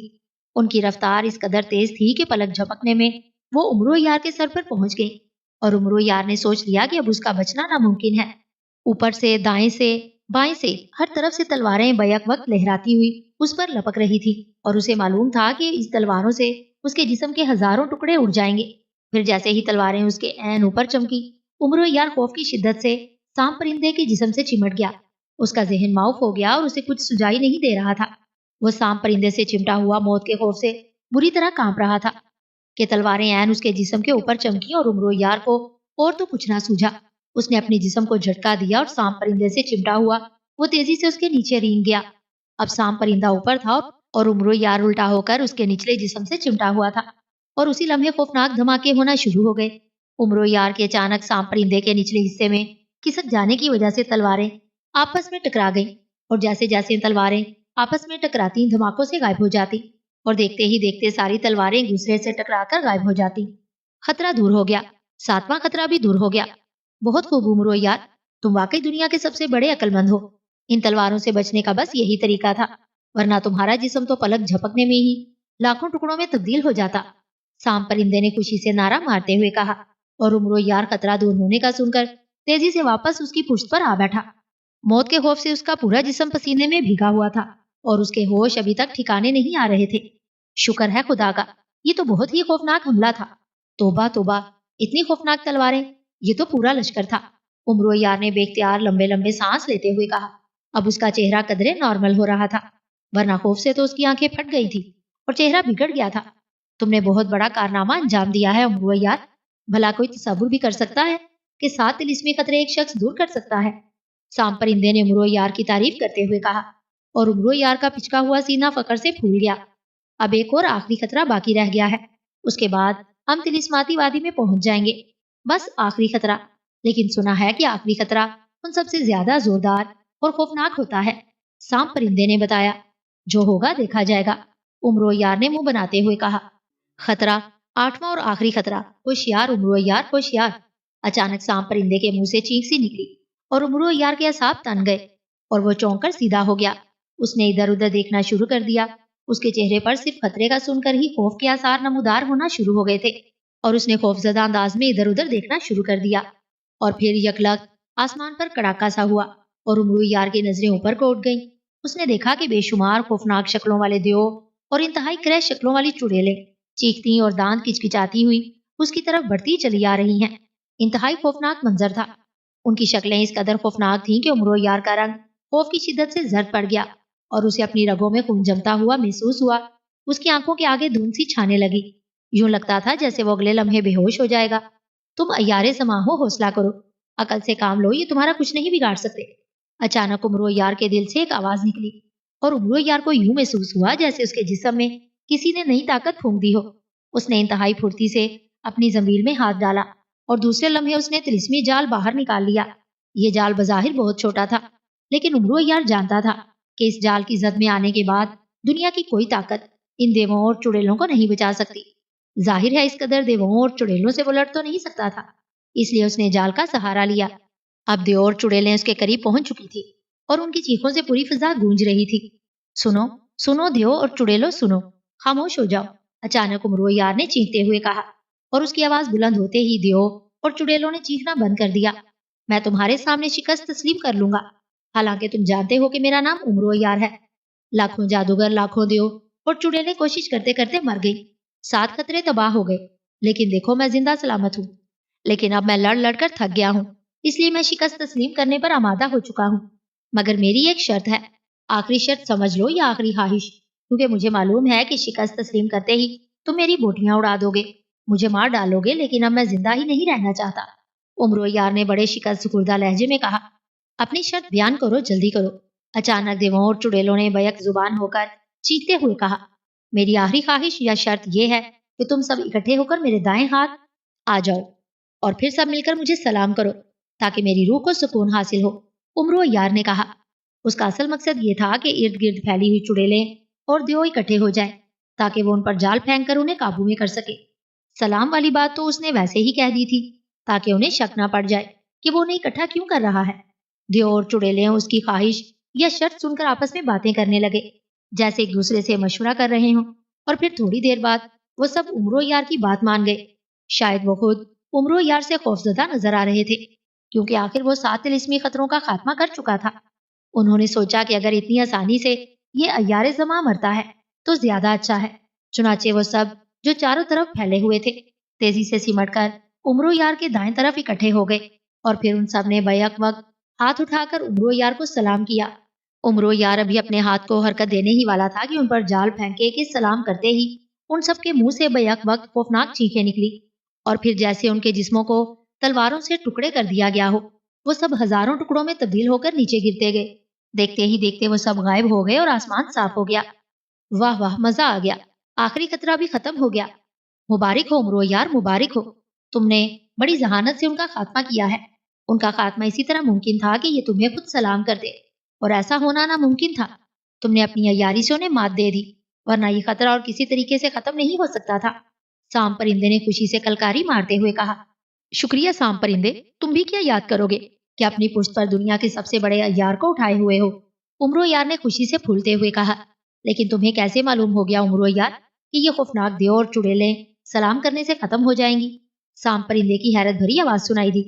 मुझे सब मालूम होता है, मैं अय्यारे जमा हूँ, बरके तपा हूँ, बुलाए बे अमा हूँ।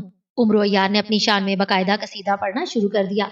वो इस वक्त वाकई बेहद खुश था, क्योंकि 8 खौफनाक तिलिस्माती खतरे वो खत्म कर चुका था। ये वाकई इतनी बड़ी कामयाबी थी कि वो इस पर जितना भी खुश होता कम था। अब हम तिलिस्माती वादी में पहुंचने वाले हैं उमरो यार, सांप परिंदे ने कहा, और उमरो यार संभल कर बैठ गया। उसे याद आ गया कि वहां कोई हैरत अंगेज मखलूक रहती है, जिसकी शहजादी खुश होकर उसे फूल दे सकती है, और गुंबद के ऊपर वो जर्द हीरा मौजूद है। अब उसे ये दोनों चीजें हासिल करनी थी, इसलिए वो संभल गया। सुनो उमरो यार, वादी आने से पहले मैं तुम्हें कुछ बताना चाहता हूँ। रहमत बाबा ने शायद तुम्हें ज्यादा तफसील नहीं बताई होगी। इस वादी में जो मखलूक रहती है वो रंग बिरंगे शीशों के टुकड़े से बनी हुई है, और ये शीशे धूप में इस तरह चमकते हैं कि आम इंसान उन्हें देखते ही अंधा हो जाता है। और ये भी बता दूं कि इस तिलिस्माती वादी में कभी रात नहीं होती, हमेशा सूरज चमकता रहता है, इसलिए उस मखलूक के शीशे चमकते रहते हैं। सांप परिंदे ने कहा। अरे फिर मैं उन्हें देखूंगा कैसे? मैं तो अंधा हो जाऊंगा, उमरो यार ने हैरत भरे लहजे में कहा। उसकी तरकीब तुमने खुद सोचनी है। और ये भी बता दूं कि मखलूक शहजादी हद से ज्यादा गुस्सीली तबीयत की मालिक है, इसलिए उसके गुस्से से बचकर रहना। बस मैंने तुम्हें यही बताना था। और ये भी सुन लो कि वादी में उतरते ही मैं बेजान हो जाऊंगा, तो मुझे समेट कर अपनी जेब में डाल लेना, और फिर सबसे पहले तुम वो तिलिस्माती फूल हासिल करना, क्योंकि जब तक वो फूल तुम हासिल नहीं करोगे मुझ में जान नहीं आ सकती, और तुम भी कभी अपनी दुनिया में वापस नहीं जा सकोगे। और ये भी सुन लो कि जर्द हीरा तिलिस्माती वादी की जान है। अगर तुमने उन्हें जरा भी इशारा कर दिया कि तुम जर्द हीरा हासिल करने आए हो, तो वो तुम्हें एक लम्हे में मार डालेंगे। तुमने हीरा खुफिया तौर पर हासिल करना है, क्योंकि जैसे ही तुम हीरा हासिल कर लोगे वादी की तमाम मखलूक गायब हो जाएगी। इसलिए तुम पहले फूल हासिल करना, फिर हीरे के मुतालिक सोचना, क्योंकि अगर तुमने पहले हीरा हासिल किया तो मखलूक गायब हो जाएगी, और फिर तुम कभी भी तिलिस्माती फूल हासिल नहीं कर सकोगे, और फिर हमेशा इसी वादी में सर पटकते रह जाओगे।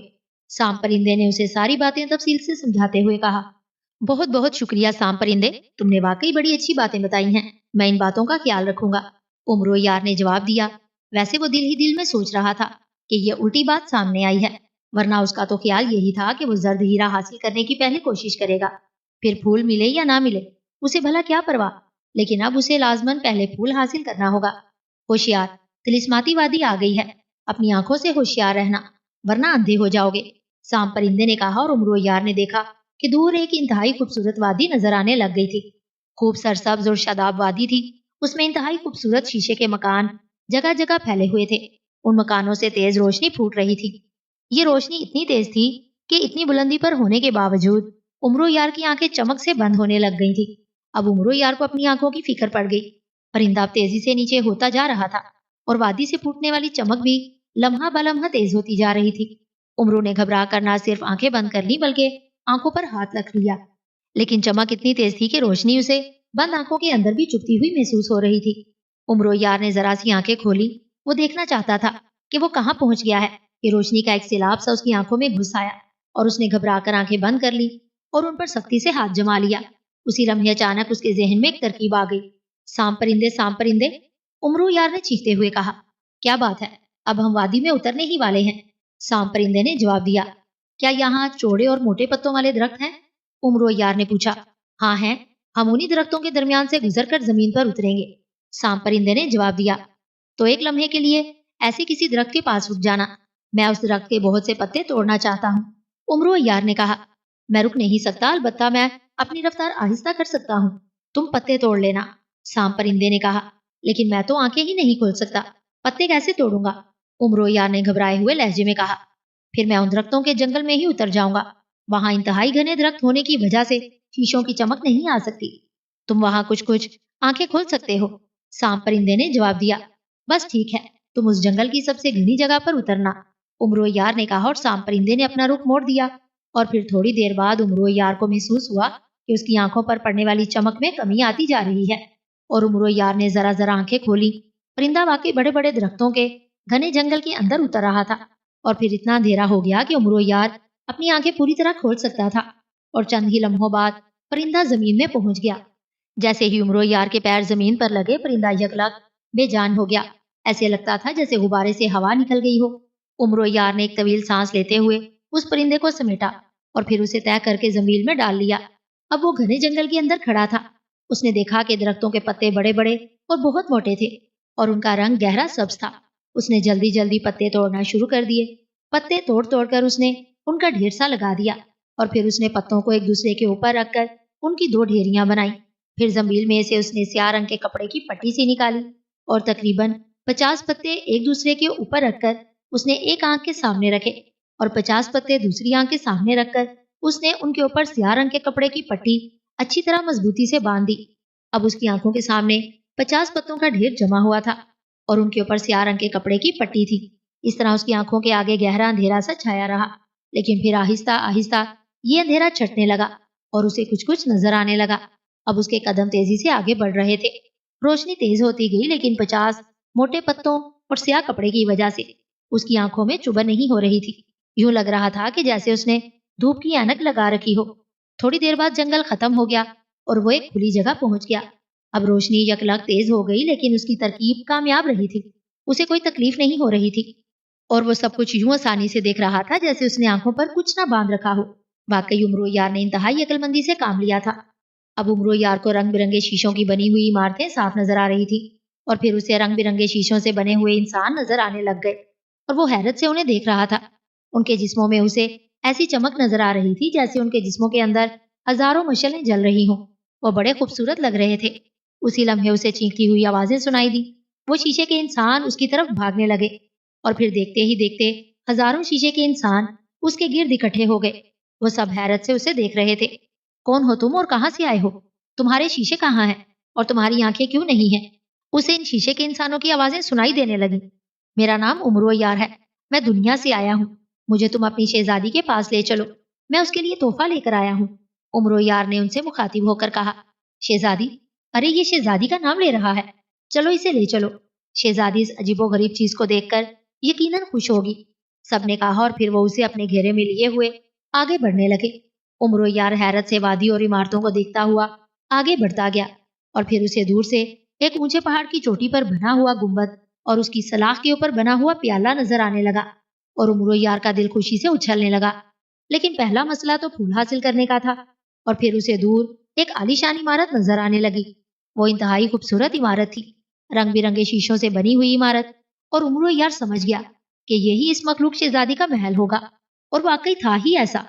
تھوڑی دیر بعد وہ اس محل میں داخل ہوا اور پھر اسے شہزادی کے سامنے پہنچا دیا گیا۔ یہ شہزادی ان سب سے خوبصورت تھی۔ اس کے جسم میں چمک اتنی زیادہ تھی کہ آنکھوں کے سامنے اتنے پتوں کے باوجود اس پر نظر ٹھہرنا مشکل ہو رہی تھی۔ وہ شیشے کے بنے ہوئے ایک تخت پر بیٹھی ہوئی تھی۔ یہ کون ہے اور کہاں سے آیا ہے؟ یہ کیسی عجیب مخلوق ہے، کالی کالی سی، اور اس کی آنکھیں بھی نہیں ہیں بلکہ آنکھوں کی جگہ ابھار ہے، اور اس نے یہ کیا پہن رکھا ہے؟ شہزادی نے اسے حیرت سے دیکھتے ہوئے کہا۔ امرو یار نے بڑے ادب سے جھک کر شہزادی کو سلام کیا اور کہا، شہزادی صاحبہ، میں دنیا کا باشندہ ہوں، میرا نام امرو ہے، میں ایک طویل طلسماتی سفر طے کر کے یہاں پہنچا ہوں تاکہ آپ کو ایک تحفہ دے سکوں۔ امرو یار نے بڑے مؤدبانہ لہجے میں کہا، تحفہ؟ وہ کیا ہوتا ہے؟ اور یہ دنیا کیا ہوتی ہے؟ کیا وہاں سب تم جیسی بدصورت اور کالے رنگ کی مخلوق بستی ہے؟ شہزادی نے حیرت بھرے لہجے میں کہا۔ امرو یار کو شہزادی کی بات پر غصہ تو بے حد آیا کہ شہزادی اسے بدصورت کہہ رہی ہے، لیکن ظاہر ہے وہ اپنے غصے کا اظہار نہیں کر سکتا تھا، کیونکہ اسے سانپ پرندے نے بتا دیا تھا کہ شہزادی بہت غصے والی ہے۔ شہزادی حضور، میں آپ کو ایک ایسا تحفہ دوں گا جس سے آپ خوش ہو جائیں گی۔ تحفہ ایک ایسی چیز کو کہتے ہیں جو اتنی قیمتی ہوتی ہے کہ اس سے زیادہ قیمتی اور کوئی چیز نہیں ہوتی۔ امرو یار نے کہا۔ اچھا دو، کیا چیز دیتے ہو؟ شہزادی نے سر ہلاتے ہوئے کہا، اور امرو یار نے اپنی زنبیل میں ہاتھ ڈالا اور اس میں سے ایک چھوٹی سی ڈبیا نکال لی۔ اس ڈبیا میں ایک انگوٹھی تھی جس میں 7 رنگوں کا انتہائی خوبصورت ہیرا لگا ہوا تھا۔ اس نے سوچا کہ مخلوق شہزادی چاہے شیشے کی بنی ہوئی ہو، بہرحال ہے تو ایک عورت، اور اسے معلوم تھا کہ عورت کو بہرحال زیور بہت پسند ہوتے ہیں۔ اس نے ڈبیا کھولی اور اس میں سے انگوٹھی نکال کر مخلوق شہزادی کی طرف بڑھا دی، کیونکہ اس نے دیکھا تھا کہ مخلوق شہزادی نے انگلیوں میں مختلف رنگ کے پتھروں کے زیور پہنے رکھے تھے۔ ارے واہ، یہ تو واقعی بے حد خوبصورت چیز ہے۔ یہ کیا چیز ہے؟ شہزادی نے بڑے اشتیاق امیز انداز میں ہاتھ بڑھا کر انگوٹھی امرو یار کے ہاتھوں سے لیتے ہوئے کہا۔ اسے انگوٹھی کہتے ہیں شہزادی صاحبہ، آپ اسے اپنی انگلی میں پہن لیں، اس سے آپ سب سے زیادہ خوبصورت ہو جائیں گی، امرو یار نے کہا۔ اور پھر شہزادی نے جلدی سے انگوٹھی اپنی انگلی میں پہن لی۔ انگوٹھی واقعی اس قدر خوبصورت تھی کہ شہزادی خوشی سے اچھل پڑی۔ واہ کالی مخلوق، واہ، تم نے مجھے خوش کر دیا، یہ تو واقعی عجیب و غریب تحفہ ہے، شہزادی نے خوشی سے چیختے ہوئے کہا۔ باقی مخلوق بھی حیرت سے اس انگوٹھی کو دیکھ رہی تھی۔ ان سب کے لیے یہ نئی اور حیرت انگیز چیز تھی۔ تم آج سے شاہی مہمان ہو کالی مخلوق، تم نے ہمیں خوش کیا ہے، ہم تمہیں خوش کریں گے۔ حالانکہ تم انتہائی بدصورت ہو، لیکن تمہارا دیا ہوا تحفہ ہمیں بے حد پسند آیا ہے، شہزادی نے خوشی سے اچھلتے ہوئے کہا۔ شہزادی حضور، جب کسی کا تحفہ قبول کیا جاتا ہے تو پھر اس کے جواب میں اس کی پسند کا تحفہ دیا جاتا ہے، امرو یار نے اپنے مطلب پر آتے ہوئے کہا۔ اچھا ہاں، ہم تمہیں ضرور تحفہ دیں گے اور تمہاری پسند کا ہی دیں گے۔ بولو، تمہیں کون سا تحفہ چاہیے؟ شہزادی نے خوشی سے انگلی میں پہنی ہوئی انگوٹھی کو دیکھتے ہوئے کہا۔ شہزادی حضور، پہلے وعدہ کریں کہ جو تحفہ میں مانگوں گا وہی مجھے ملے گا، امرو یار نے اسے پابند کرتے ہوئے کہا۔ اور شہزادی نے اپنے شیشے دیوتا کی قسم کھا کر وعدہ کر لیا۔ تو امرو یار نے اسے طلسماتی پھول کا تحفہ مانگ لیا۔ یہ تو معمولی سی بات ہے، ہم نے سوچا کہ نہ جانے تم کیا مانگ لو گے، بہرحال تمہیں وہ طلسماتی پھول تحفے میں دیا جائے گا، شہزادی نے کہا۔ اور پھر اس نے حکم دیا کہ اس کے خاص باغ سے طلسماتی پھول توڑ کر لایا جائے۔ چند لمحوں بعد ہی طلسماتی پھول لایا گیا۔ یہ پھول بے حد خوبصورت تھا۔ امرو یار نے شکریہ ادا کر کے وہ پھول لیا اور انگوٹھی والی ڈبیا میں رکھ کر ڈبیا واپس زنبیل میں ڈال لی۔ اب میں اس وادی کی سیر کرنا چاہتا ہوں، امرو یار نے خواہش ظاہر کی، اور شہزادی نے اسے اجازت دے دی اور حکم دے دیا کہ کالی مخلوق جہاں چاہے جا سکتی ہے، اسے کوئی نہیں روکے گا۔ اور امرو یار شہزادی کو سلام کر کے باہر آ گیا۔ شیشے کی مخلوق اس کے ساتھ تھی۔ امرو یار محل سے نکل کر سیدھا اس پہاڑ کی طرف بڑھنے لگا جہاں زرد ہیرا موجود تھا۔ اب وہ جلد از جلد اس ہیرے کو حاصل کر کے یہاں سے واپس جانا چاہتا تھا۔ پہاڑ کے قریب پہنچ کر وہ اس پر چڑھنے لگا، لیکن مخلوق وہیں رک گئی۔ اس پر نہ چڑھو، یہ آگ اگلنے والا پہاڑ ہے، نیچے اتر آؤ، مخلوق نے اسے آتش فشاں پہاڑ پر چڑھتے دیکھ کر چیختے ہوئے کہا۔ لیکن بھلا امرو یار ان کی بات کہاں سننا تھا، وہ اوپر چڑھتا چلا گیا۔ تھوڑی دیر بعد وہ پہاڑ کی چوٹی پر موجود گنبد تک پہنچ گیا۔ گنبد کی ڈھلوان بے حد پھسلواں تھی۔ اب مسئلہ تھا کہ اس پر چڑھا کیسے جائے۔ اس نے کچھ سوچ کر زمین سے کمند نکالی اور پھر اس نے گھما کر کمند کا آنکڑا اس سلاخ پر پھینکا جس کے اوپر پیالے میں زرد ہیرا رکھا ہوا تھا، لیکن اس کا اندازہ درست نہیں نکلا اور کمند کا لوہے کا سیرا پوری قوت سے جا کر پیالے سے جا ٹکرایا۔ اور اس کے ساتھ ہی ایک زوردار دھماکہ ہوا اور پھر گڑگڑاہٹ کی آوازیں پیدا ہوئی اور عمرو یار کو محسوس ہوا جیسے اس کے پیروں تلے پہاڑ لرز رہا ہو اور پھر ایک خوفناک گڑگڑاہٹ کے ساتھ پہاڑ پھٹ گیا۔ عمرو یار جھٹکا لگنے سے اچھلا اور کسی تنکے کی طرح اٹھتا ہوا پہاڑ سے نیچے زمین پر آ گرا۔ وہاں اونچی اونچی جھاڑیوں پر گرنے کی وجہ سے وہ بچ گیا۔ اسی لمحے اس نے دیکھا کہ پہاڑ کی چوٹی دو حصوں میں تقسیم ہوئی اور گنبد، اس کے اوپر لگی ہوئی سلاخ، پیالہ اور زرد ہیرا پہاڑ کے اندر غائب ہو گئے اور اس کے بعد پہاڑ سے آگ نکلنے لگی۔ آتش فشاں پھٹ گیا تھا۔ شیشے کی مخلوق چیمتی ہوئی ادھر ادھر بھاگ رہی تھی۔ جیسے ہی ہیرا پہاڑ کے اندر غائب ہوا، تمام مخلوق یکلخت غائب ہو گئی، روشنی ختم ہو گئی اور عمرو یار کی آنکھوں کے سامنے بھی اندھیرا چھا گیا۔ عمرو یار نے جلدی سے اپنی آنکھوں کے آگے بندھے ہوئے پتے ہٹا دیے۔ اب وہ کھلی آنکھوں سے سب کچھ دیکھ رہا تھا۔ تمام مخلوق اور ان کے مکانات سب کچھ غائب ہو گیا تھا۔ اب وہ عام وادی تھی۔ آتش فشاں سے نکلنے والا کھولتا ہوا لاوا تیزی سے چاروں طرف پھیلنے لگا۔ عمرو یار اس لاوے سے بچنے کے لیے بھاگنے لگا، لیکن لاوے کی رفتار بے حد تیز تھی۔ اب عمرو یار کو اپنی جان کی فکر پڑ گئی۔ اس نے بھاگتے ہوئے زمین سے سانپ پرندہ نکالا اور اسے زمین پر رکھ دیا۔ پرندہ زمین پر گرتے ہی زندہ ہو گیا۔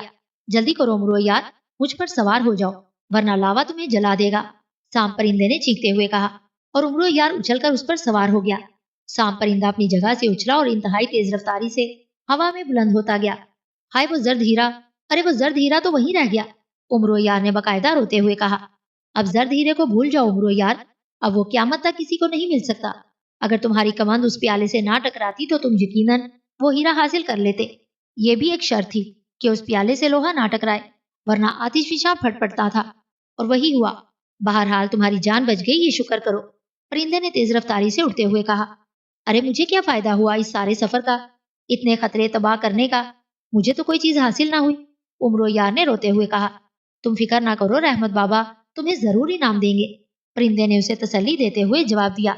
رحمت بابا، وہ مجھے کیا انعام دے گا؟ میں اس کا پھول ہی پھینک دوں گا۔ اگر مجھے ہیرا نہیں مل سکا تو رحمت بابا کو بھی یہ پھول کیوں ملے؟ عمرو یار نے انتہائی جھنجھلائے ہوئے لہجے میں کہا اور زمبیل میں ہاتھ ڈالا تاکہ پھول والی ڈبیا باہر نکالے۔ ارے یہ غضب نہ کرنا، جب تک تمہارے پاس پھول ہے میں زندہ ہوں۔ اگر تم نے یہ پھول پھینک دیا تو میں بے جان ہو جاؤں گا اور تم اتنی بلندی سے گر کر مر جاؤ گے، اور اگر مرو گے نہیں تب بھی کبھی واپس اپنی دنیا میں نہیں پہنچ سکو گے، سانپ پرندے نے کہا، اور عمرو یار نے جلدی سے ڈبیا واپس زمبیل میں رکھ دی۔ زرد ہیرا تو نہیں ملا تھا، لیکن عمرو یار اب مرنا بھی نہیں چاہتا تھا۔ وہ خاموش ہو گیا۔ اس کی شکل ایسی بن گئی جیسے وہ ابھی ابھی اپنے کسی عزیز کو دفن کر کے واپس آ رہا ہو۔ اس کا دل بھی رو رہا تھا، لیکن وہ مجبور تھا، بہرحال زندہ تو اس نے رہنا تھا۔ اور پھر ایک روز سانپ پرندہ اسے لیے ہوئے رحمت بابا کے مکان پر اتر گیا۔ اس مکان میں پوری بستی کے لوگ اکٹھے تھے۔ عمرو یار بجھے ہوئے دل سے نیچے اتر آیا۔ عمرو یار، لے آئے ہو طلسماتی پھول؟ رحمت بابا نے پوچھا۔ ہاں رحمت بابا، یہ لو اپنا پھول، مجھے ہیرا تو نہیں ملا لیکن تمہیں تو پھول مل جائے گا۔ عمرو یار نے ڈبیا سے پھول نکال کر رحمت بابا کے ہاتھوں میں دیتے ہوئے کہا۔ رحمت بابا نے پھول ہاتھ میں لیتے ہی خوشی سے چیخ ماری اور پھر جلدی سے پھول اپنی دونوں آنکھوں سے لگایا۔ ایک آنکھ سے لگتے ہی پھول آدھا مرجھا گیا اور دوسری آنکھ پر لگتے ہی وہ پورا مرجھا گیا، لیکن رحمت بابا کی آنکھوں میں روشنی آ گئی، اسے نظر آنے لگ گیا۔ ساری بستی خوشی سے ناچ اٹھی، لیکن عمرو یار خاموش کھڑا تھا، اسے بالکل خوشی نہیں ہو رہی تھی۔ اور رحمت بابا نے جب تفصیل سنی کہ کس طرح ہیرا پہاڑ کے اندر غائب ہو گیا تو وہ ہنس پڑا۔ قدرت کا کام ہی ایسا ہے، وہ ایسی چیز کسی انسان کے ہاتھ میں نہیں دے سکتا، مجھے پہلے پتا تھا۔ بہرحال عمرو یار، تم نے انتہائی عقل مندی اور بہادری کا ثبوت دیا ہے، تمہیں انعام ضرور ملے گا، میرے ساتھ آؤ، رحمت بابا نے کہا، اور وہ عمرو یار کو بازو سے پکڑ کر اپنے مکان کے ایک کمرے میں لے گیا۔ کمرے میں داخل ہوتے ہی عمرو یار کی آنکھیں حیرت سے پھٹ گئیں، کیونکہ پورا کمرہ ہیرے جواہرات اور اشرفیوں سے بھرا ہوا تھا۔ ارے اتنی دولت، عمرو یار نے حیرت بھرے لہجے میں کہا۔ یہ سب تمہارا انعام ہے، رحمت بابا نے مسکراتے ہوئے کہا، اور عمرو یار خوشی سے ناچنے لگا۔ اس کے تو تصور میں بھی نہیں تھا کہ اسے اتنی دولت مل سکتی ہے، اور پھر اس نے جلدی جلدی ساری دولت اپنی زمین میں ڈالنا شروع کر دی۔ اب وہ بھی خوش تھا، بے حد خوش، بے انتہا خوش۔